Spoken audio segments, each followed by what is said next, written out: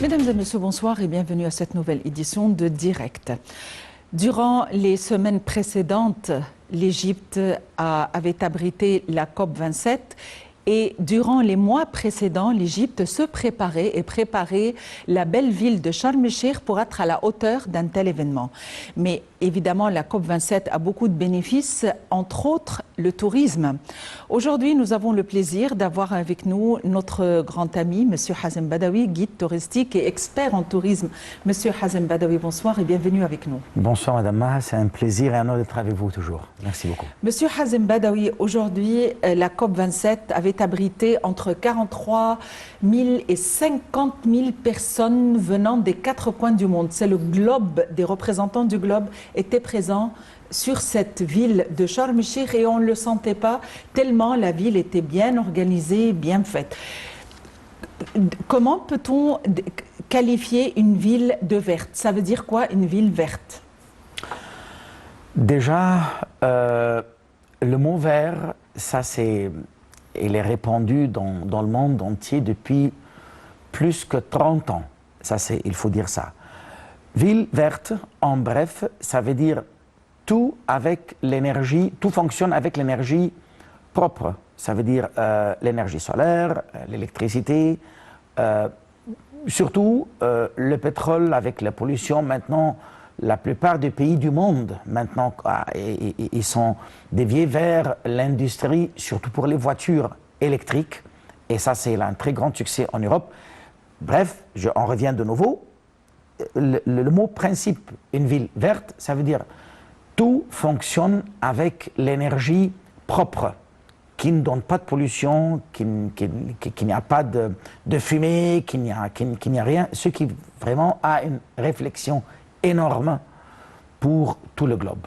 Et c'était vraiment quelque chose d'honorable pour l'Égypte d'accueillir cette conférence ou cette réunion, comme vous venez de dire, des 4 points cardinaux du monde, tous qui sont réunis dans cette ville qui se trouve en Égypte. Effectivement, la ville verte qui était très oxygénée, tellement il y avait beaucoup de palmiers implantés. Il y a bien sûr la mer, la formidable mer Rouge. Tous les bus étaient des bus électriques, pas de klaxons, pas de bruit, pas de pollution dans l'air. Et justement, on parle aujourd'hui de ville durable. Monsieur Hazem Badawi, dans quelle mesure on pourrait dire que la COP27 est au bénéfice du tourisme en Égypte? Ça, il a un très très grand reflet parce que déjà, moi j'étais avec un groupe la semaine dernière des Français dans le sud de l'Égypte et ils m'ont parlé de ça et je leur ai dit que l'Égypte a pu atteindre, il est devenu maintenant numéro 21 parmi les pays qui veillent à la pollution et le style éco-bio. Nous étions déjà le 26.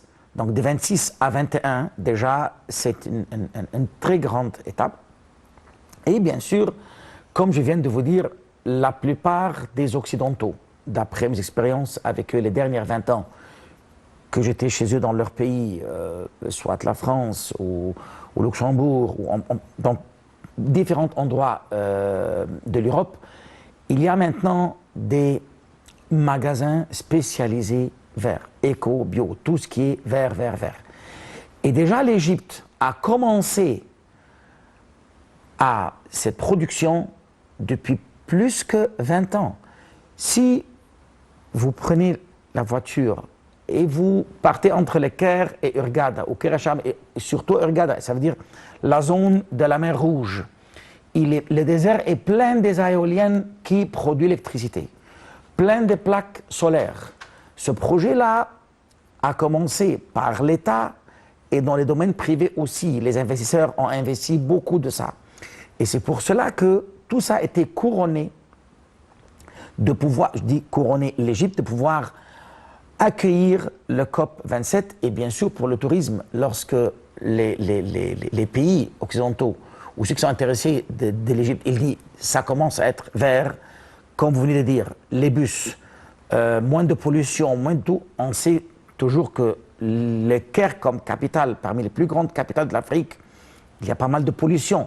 si on dit on va commencer à diminuer ça par l'accès vers cette vie ou ces systèmes ou ces styles verts, ça bien sûr est là un reflet très très fort et ça va attirer beaucoup de monde. Exactement. Une petite parenthèse, bien sûr, il y a le mondial au Qatar et nous savons que le ministère du Tourisme a lancé une initiative selon laquelle des messages sont envoyés en toutes les langues aux gens, aux supporters qui sont venus assister au match pour qu'ils viennent visiter l'Égypte. Évidemment, ils ne vont pas venir sur le champ parce qu'ils ont des réservations faites à Doha, mais est-ce que c'est fait pour qu'ils puissent... C'était une sensibilisation vis-à-vis des destinations touristiques en Égypte.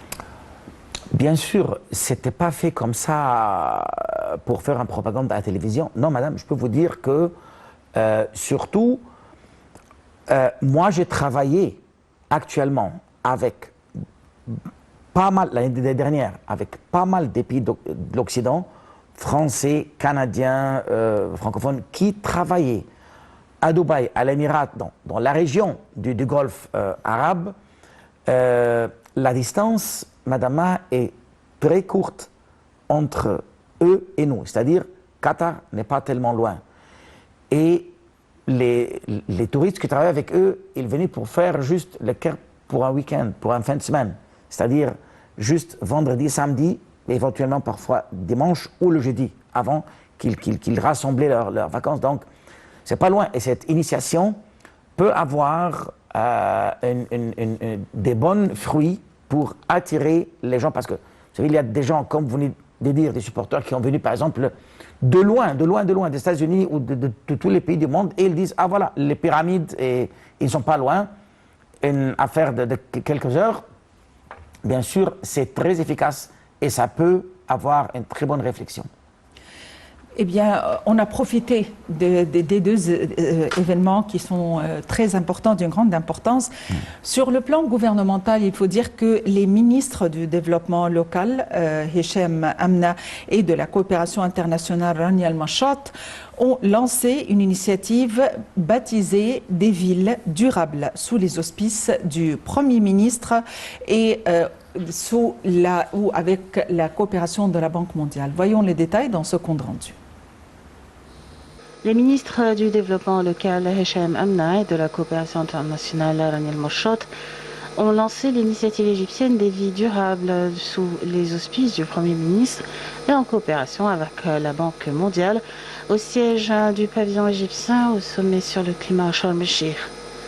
Le changement climatique est devenu un défi, un phénomène mondial qui ne peut être ignoré en raison de ses effets sur les services de base dans les villes, les infrastructures, le logement et la santé, a indiqué M. Amna, soulignant que les villes sont des contributeurs majeurs au changement climatique, alors que les activités urbaines sont des principales sources d'émissions de gaz à effet de serre.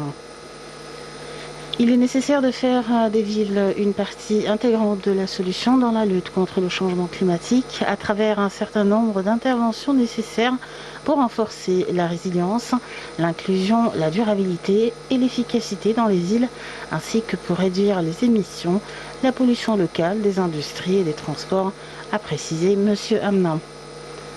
M. Amna a également indiqué que le lancement de l'initiative égyptienne des villes durables pour le climat sous les auspices du Premier ministre et à la lumière de l'accueil de la 27e conférence des parties à la Convention cadre des Nations Unies sur les changements climatiques reflète les efforts inlassables déployés par le gouvernement et la présidence égyptienne de la COP27 pour faire de la conférence une étape importante dans l'action climatique internationale. L'initiative des villes durables est conforme aux directives du président Abdel Fattah el-Sisi envers le gouvernement égyptien en vue d'implanter l'objectif de développement durable, le nouvel agenda urbain et l'agenda d'action pour le climat, a-t-il ajouté.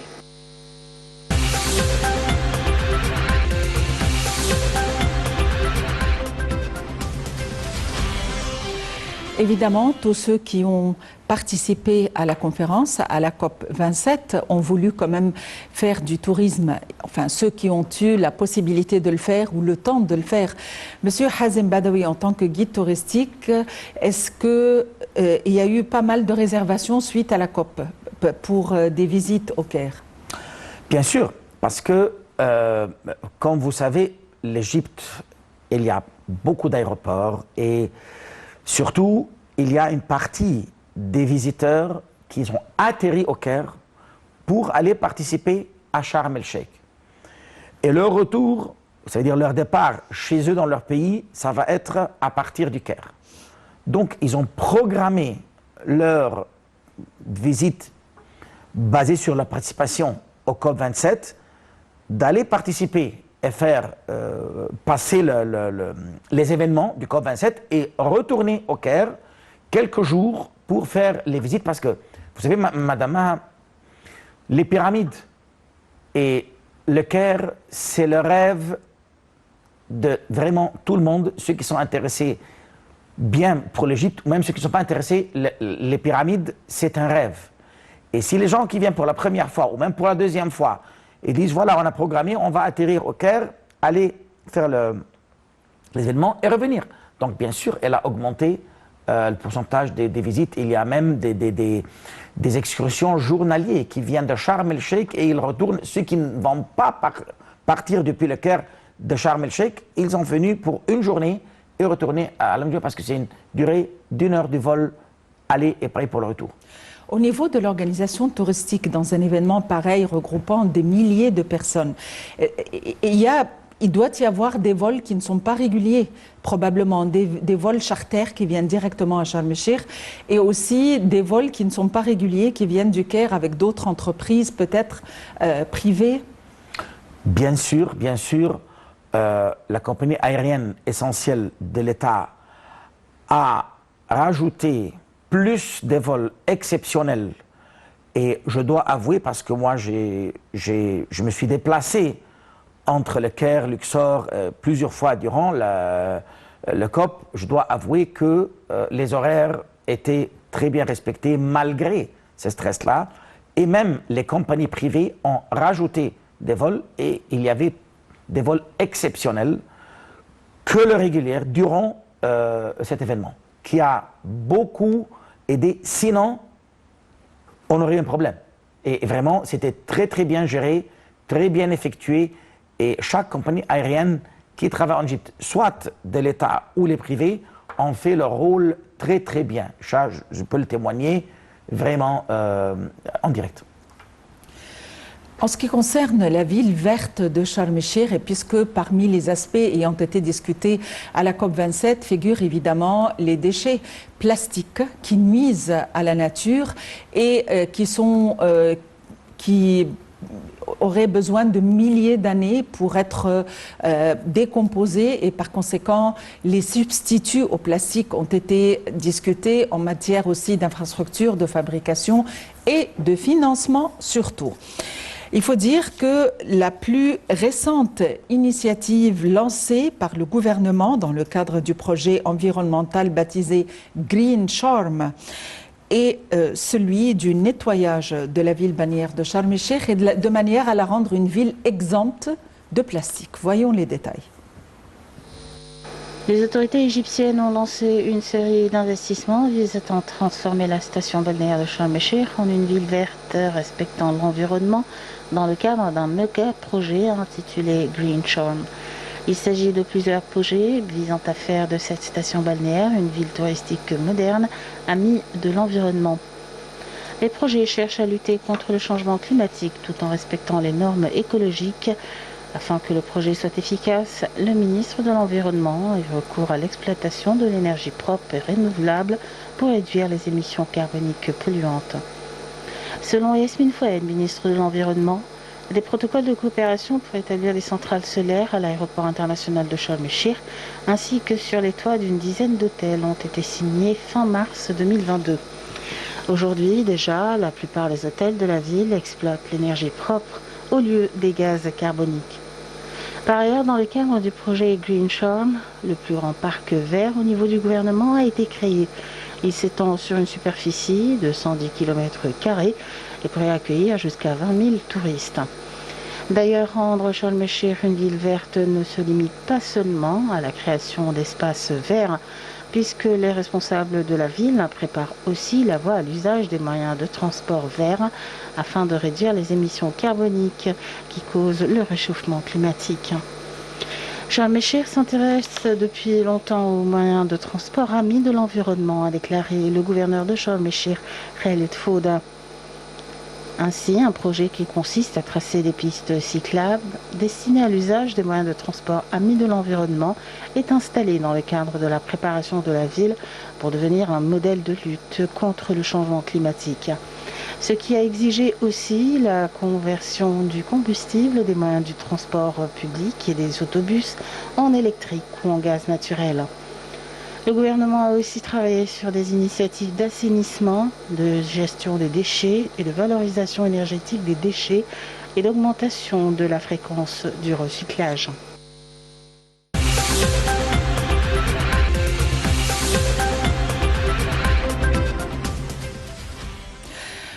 Monsieur Hazem Badawi, avant de parler de l'environnement et avant cette sensibilisation, nous avions, nos hôtels écologiques qui respectent l'écosystème, des hôtels amis à l'environnement dans des endroits sublimes et fabuleux comme l'oasis de Siwa et comme d'autres endroits. Alors, on aimerait en savoir plus sur l'idée à l'origine de la construction de ces hôtels. Où est-ce qu'ils se trouvent? Dans quelle oasis? Alors, vous avez abordé un sujet très intéressant et très sensible, surtout. J'aimerais bien quand même, avant de parler de ça, de vous dire que les nouvelles que toujours on me posait la question, quelles nouvelles du désert? Je veux vous dire que le gouvernement et l'armée a autorisé le tourisme dans le désert de l'Ouest à partir du mois d'août dernier.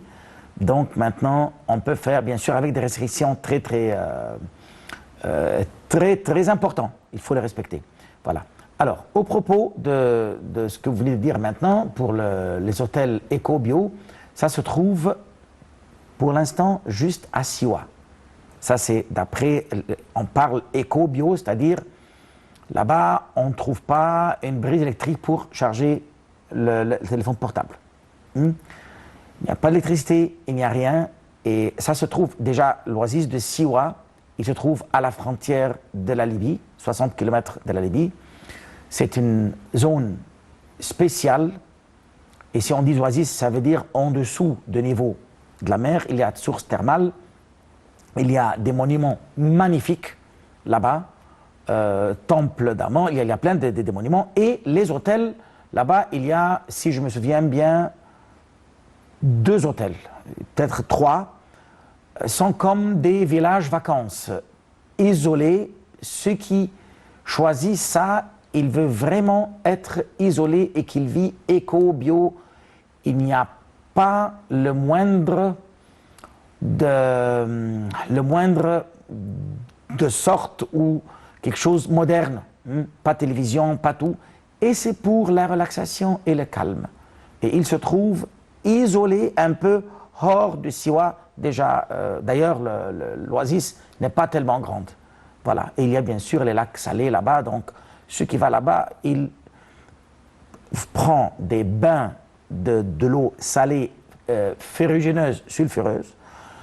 Il vit dans une ambiance éco-bio à 100% dans ces 2 hôtels et ça attire beaucoup de catégories de touristes. Ils le cherchent par le nom et c'est réservé déjà assez en avance, ces hôtels-là. Et les endroits où il y a le sable pour les personnes qui veulent se faire soigner? Se trouve dans la montagne El Dakrouri, ou El Dakrouri, comme il s'appelle, et les téléspectateurs qui vont là-bas, ils connaissent ce nom, je l'ai prononcé en égyptien, mais il est connu. Gebel El Dakrouri, ça veut dire montagne El Dakrouri, là-bas. Et ça, c'est en été seulement. Il commence la saison de soins à partir de juillet, août. Ça, c'est parce que ça doit être très chaud.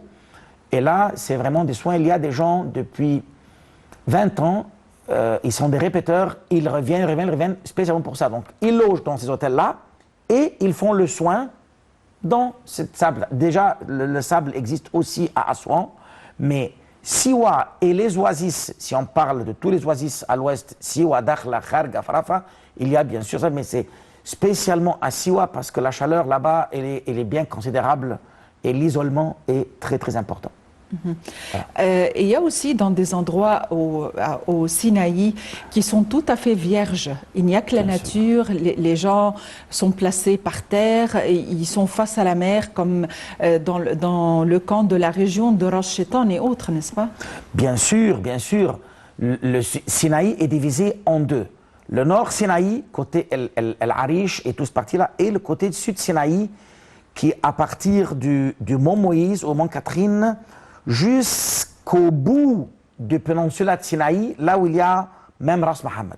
Vous avez abordé Ras Shaitan. Ras Shaitan, c'est une crique au bord de la mer. Mais on n'oublie pas, entre les trajets, si on s'imagine la carte de l'Égypte, on roule sur l'asphalte, on longe le golfe de Suez et on commence à accéder dans le désert à partir de Sarabit al-Khadem. On coupe le nord Sinaï du sud Sinaï jusqu'à Nouéba. Tout ça, c'est plein de Ain Khudra. Aussi, les téléspectateurs, ils connaissent ce prénom, c'est un nom mondial connu, c'est une source thermale. Il y a du sable, il y a des canyons colorés, canyons blancs, il y a des vallées, Sih, vallée Mokattab, et tous ces noms que je viens de prononcer, Wadi Sih, Wadi Mokattab, même le mot Wadi, ça veut dire vallée en français, mais les téléspectateurs, ils connaissent bien que ça s'appelle Wadi, ça s'appelle non. Tout ça, c'est pour le soin. Bon, cet endroit encore, il est autorisé, mais pas très. Ces détails-là ne sont pas autorisés jusqu'à l'État Louvre, comme ils ont disait pour le désert de l'Ouest. Il y a plein d'endroits thermaux ou des sources thermales et du sable magnifique. C'est une cible très intéressante pour les touristes. Sud Sinaï surtout, sud. Voilà. Récemment, il y avait des découvertes parce que vous devez toujours avoir des surprises pour nous. Alors, quelle est la dernière surprise, la dernière découverte? À vrai dire, c'est pas une surprise parce que maintenant, sur tous les médias, ils parlent de ça. Il y a une découverte superbe, je ne l'ai pas encore vu, mais j'ai entendu comme tout le monde. Non, je veux dire, excusez-moi de vous interrompre, mais quand je parle de surprise, c'est que vous allez nous parler en détail. Vous allez nous bien faire sûr. Visiter l'endroit, donc on est ravis. D'accord. De sa publication et de sa diffusion. Il y a déjà une partie que je l'ai visitée, ça c'est déjà une ancienne découverte qui a beaucoup augmenté, qui ont trouvé de plus, mais je laisse ça à part. Je parle maintenant d'une nouveauté que tous les médias parlent de ça aujourd'hui, c'est à Saqqara. Il paraît d'abord ils ont trouvé une nouvelle pyramide et ça c'est pas quelque chose de bizarre ou une surprise.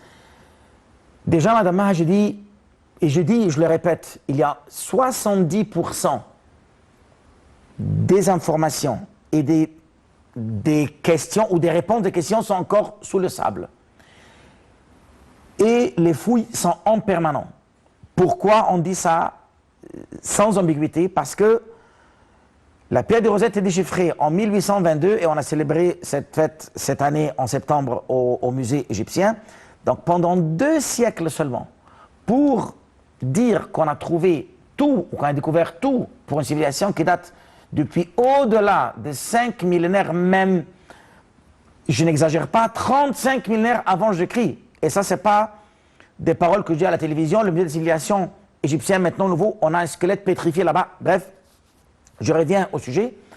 C'est que à Saqqara, ils ont découvert une pyramide et ils ont découvert même une reine qui va être rajoutée aux listes des reines, qui s'appelle Tis. D'ailleurs, le roi Titi, qui était un roi du 6e dynastie, était considéré comme un dieu. Et le peuple aimait bien être enterré autour de lui. Donc cet endroit-là, dans le beau bastion, que déjà j'ai parlé de ça, et c'est pas moi qui est délégué de parler de ça, quelqu'un de tourisme ou de l'archéologie qui parle, mais je l'ai vu comme un guide touristique, je suis là-bas. Le travail a démarré cette année, c'est la 5e saison. je peux vous dire déjà, moi je n'ai pas rentré dans les fouilles, mais de l'extérieur, je vois des traces, des merveilles qui vont apparaître. Et bien sûr, le grand archéologue, M. Zahi Hawass, a déclaré aujourd'hui dans tous les médias la découverte de cette reine-là et qui va être rajoutée, ce sont les paroles de Dr Zahi Hawass, pour la liste des reines. Et ils ont trouvé encore des sarcophages en très bon état, intacts, de la période tardive. Mais il faut bien comprendre quelque chose, Madame Maha, que toujours on parle de Saqqara, le dieu Soker, on en trouvait aussi des Oshapti de ce dieu Soker. Saqqara, on dit toujours Ancien Empire, mais il ne faut pas oublier qu'en 1996, l'archéologue français Alain Zévy a découvert la tombe de nourrice de Toutankhamon, qui est ouverte pour les visiteurs depuis longtemps. Et on parle encore des traces de Ramsès II, parce que normalement c'est l'Ancien Empire, mais l'enterrement symbolique était dans cet endroit-là, comme on nous a appris depuis nos enfances que le roi Mina a uni, le roi Ménès a uni le nord et le sud. Donc à l'Ancien Empire, l'enterrement officiel était au nord à Memphis, Saqqara, pyramide, etc., et symbolique vers le sud à Luxor, Thèbes. Et au Nouvel Empire, c'était l'inverse. Donc maintenant, les fouilles sont en permanent à Saqqara, l'Ancien Empire, et ils trouvent des traces du Nouvel Empire. Je voulais juste préciser ça. C'est-à-dire, on est dans l'attente du nouveau ou du grand musée. Alors, où sont les travaux? Je sais que les travaux ont été achevés. À quoi doit-on s'attendre? Est-ce qu'il y a des nouvelles prochaines, des nouvelles proches? Je parle selon les nouvelles que je lis dans le social media aujourd'hui, les réseaux sociaux, aujourd'hui. Comme ça, ils disent que les monuments qui étaient trouvés à Saqqara, que je viens de parler tout de suite, elle sera présentée au Grand Musée pour l'inaugurer l'année prochaine. Mais ça, c'est sur les réseaux sociaux. Ce n'est pas mes paroles. Moi, je ne peux rien dire. Voilà, donc pour le Grand Musée... À votre avis, M. Hazem, où sont les endroits qui démontrent qu'il y a encore beaucoup de richesses à découvrir? Parce que apparemment, ces temps-ci, et grâce à la technologie et aux fouilles, bien sûr, le mouvement de découverte est très rapide par rapport à autrefois. Où sont les endroits qui sont considérés encore les plus riches en matière de découverte qui n'ont pas encore été découvertes? Vous avez posé la question, deux sujets séparés. Où se trouvent les endroits et avec la technologie? Ça, ce sont deux sujets complètement différents. Parce que je peux répondre pour la technologie. Bien sûr, il y a maintenant des appareils et de la technologie qui peut détecter depuis le sonar. Mais ça coûte extrêmement cher. Ça, c'est, soyons logiques, que c'est pas évident. Ou s'il y a une mission qui travaille avec, ça, c'est autre chose. Mais les endroits, Madame Maha, ça, c'est vraiment, sans exagérer, toute l'Égypte, longueur et largeur. Et pour qu'on soit concret, si on parle de Saqqara, comme on parle à Thèbes, que je vais vous parler maintenant aussi de nouvelles villes qui l'ont trouvé déjà il y a 2 ans, et quand je l'ai vu la semaine dernière là-bas, j'étais ébloui des traces qui l'ont reconstruit, c'est extraordinaire. Il y a aussi dans les Oasis, Madame Maha, qui est parallèle au Nil, 400 km de distance, mais tout le long de ces oasis-là, la civilisation égyptienne était répandue là-bas. Les preuves qu'ils sont pleins des temples et des tombes des différents empires. Depuis l'Ancien Empire, en plein milieu de l'oasis de El Dakhla, de quelqu'un qui s'appelle Khentika, et c'est Ancien Empire, jusqu'au temple de Mout, Nouvel Empire, même période gréco-romaine.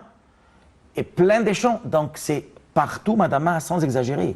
Hein, juste, les émissions qui travaillent, ils se concentrent. Si on regarde, par exemple, à Luxor maintenant, le temple d'Amenophis III, là où il y a des colosses de même nom, qui est une visite très, très essentielle dans tout le programme. Regarde quel travail ils ont fait dans ce musée-là, dans ce temple-là. Des fouilles et des statues redressées extraordinaires. Donc c'est partout. Luxor, Saqqara et les oasis. C'est répandu partout, même Sinaï. Même Sinaï. Oui. Est-ce qu'on peut parler d'une origine africaine en tant que race et ethnie de l'Égypte ancienne? Parce que c'est une hypothèse que j'avais lue récemment, un livre qui a été, qui est tombé entre mes mains, qui parle de l'origine africaine de l'Égypte ancienne. Pas en tant que continent, mais en tant qu'ethnie, en tant que race. On parle là d'anthropologie. Oui.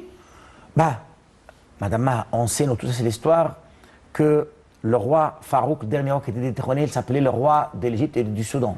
Et l'histoire avait... Donc, jusqu'au Soudan, on parle de 3000 kilomètres de plus. Si on dit le long du Nil, la partie qui est en Égypte, 1550, après des frontières avec le Soudan, jusqu'à Alexandrie, si on rajoute encore 3000, il y a plein de traces égyptiennes dans le Soudan, plein, depuis la nuit des temps, et si on dit la Nubie, le mot Nubie, la partie de l'Égypte, le mot Nubie vient du mot Nob, ça veut dire l'or, parce qu'il y a des mines d'or là-bas, on sait bien. Et les rois de la Nubie, à la période tardive, depuis le 9e siècle avant notre ère, le 8e, jusqu'au 26e dynastie, avant qu'Alexandre arrive, ils étaient des Nubiens, comme Taharka, comme d'autres, des reines nubiennes, des reines africaines. Donc, je réponds à votre question directe. Et vous avez posé une question dans le centre de l'histoire. Donc, ces rois-là, ou ce peuple-là, de l'Afrique noire, si vous voulez, c'est une partie de l'Égypte. Et ce n'est pas que l'Égypte se trouve au nord, où, selon la carte égyptienne maintenant, on est juste à la frontière avec le Soudan. Jusqu'à là, ça c'est le nord de l'Afrique, le reste, non. Jusqu'au cœur de l'Afrique, pas profond, mais jusqu'au milieu, le Moyen-Afrique, c'était une partie de l'Égypte. Et c'est pour ça que même le roi Ramsès II a taillé ces fameux temples d'Abu Simbel pour le dieu Ra-Hoarti et la reine, l'épouse royale Néfertari là-bas, gravée dans les montagnes et qui était soulevée par l'UNESCO entre 1962 et 68. Voilà. Est-ce que les traits étaient quand même proches Bien des sûr. traits africains? Bien sûr, Parce madame. que la capitale, excusez-moi, la capitale c'était Thèbes au sud, et donc quand même les traits étaient plus de l'Afrique du subsahara. Tout à fait, madame. Vous n'avez qu'à, même sur les photos, on peut le voir sans aller visiter allons au musée de la place Tahrir.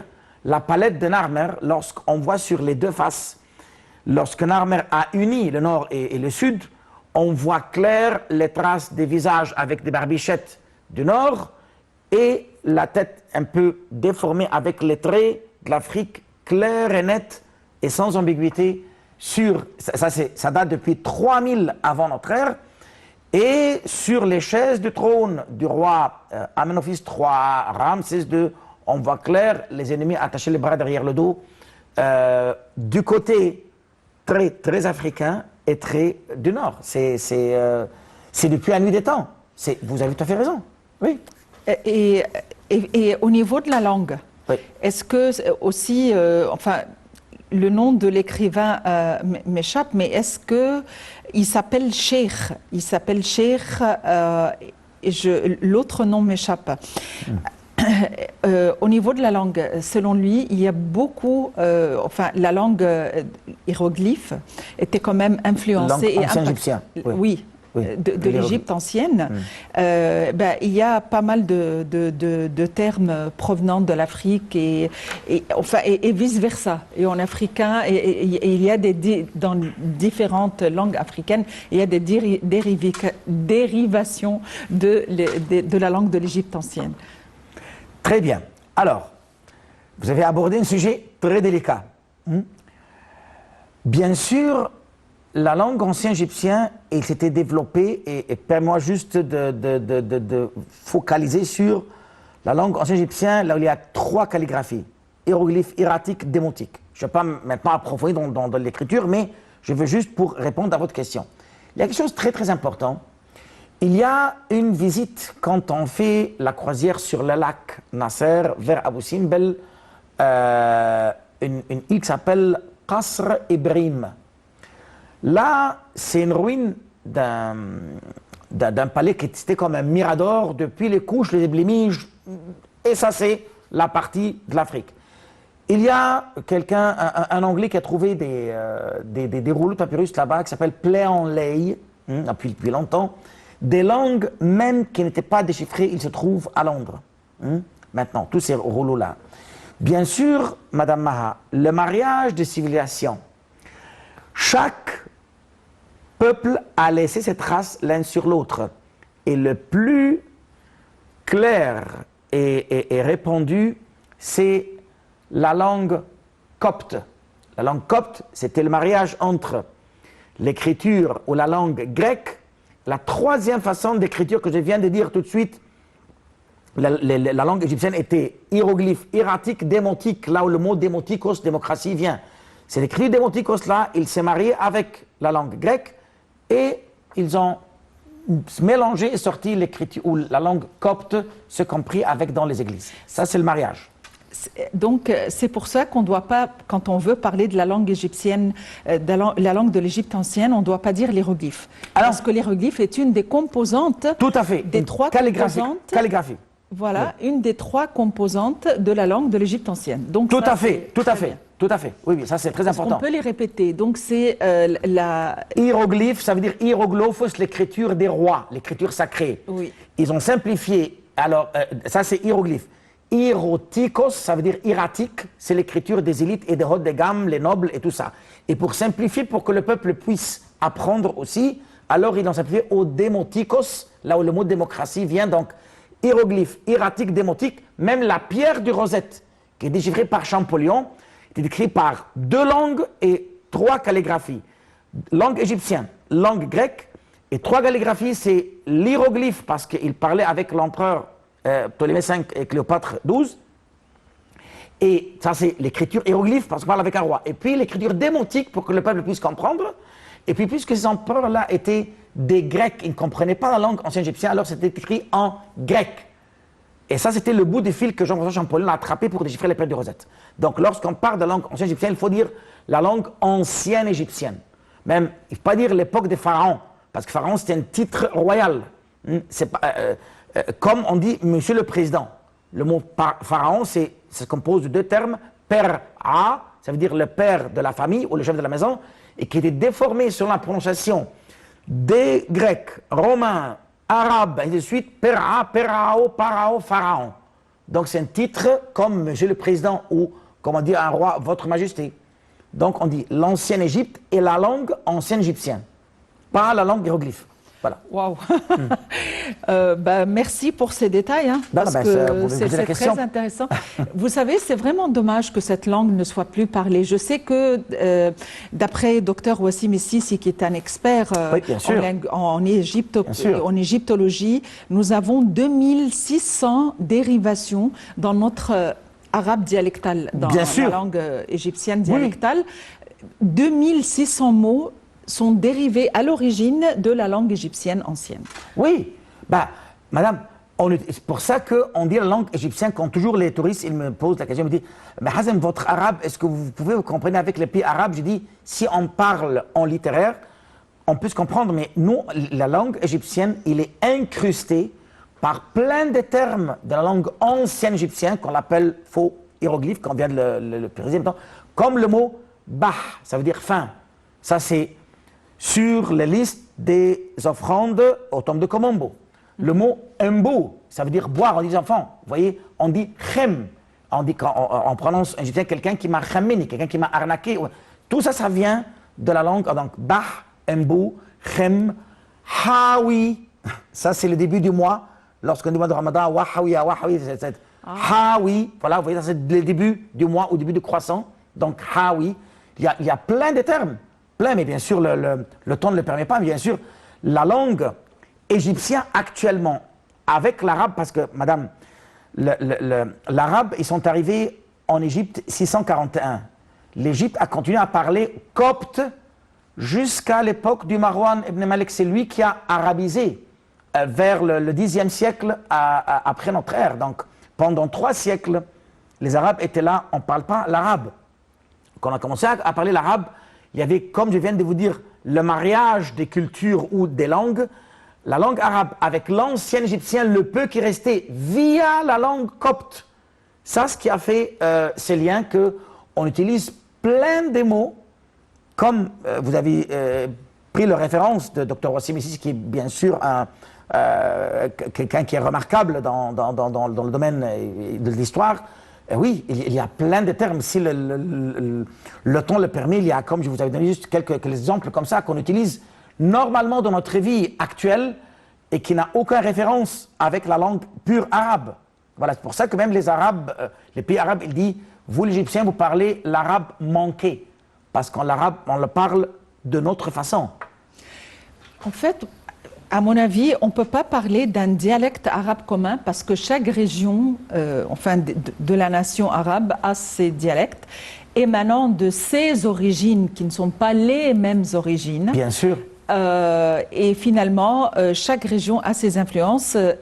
La langue qu'on a, par contre, la langue qu'on a en commun, c'est l'arabe littéraire, qui pour nous est une deuxième langue. Je veux dire, c'est pas évident parce qu'on est des Égyptiens qu'on maîtrise à fond l'arabe littéraire. On peut écrire, mais parler couramment l'arabe littéraire, ça s'apprend quand même. Tout à fait, madame.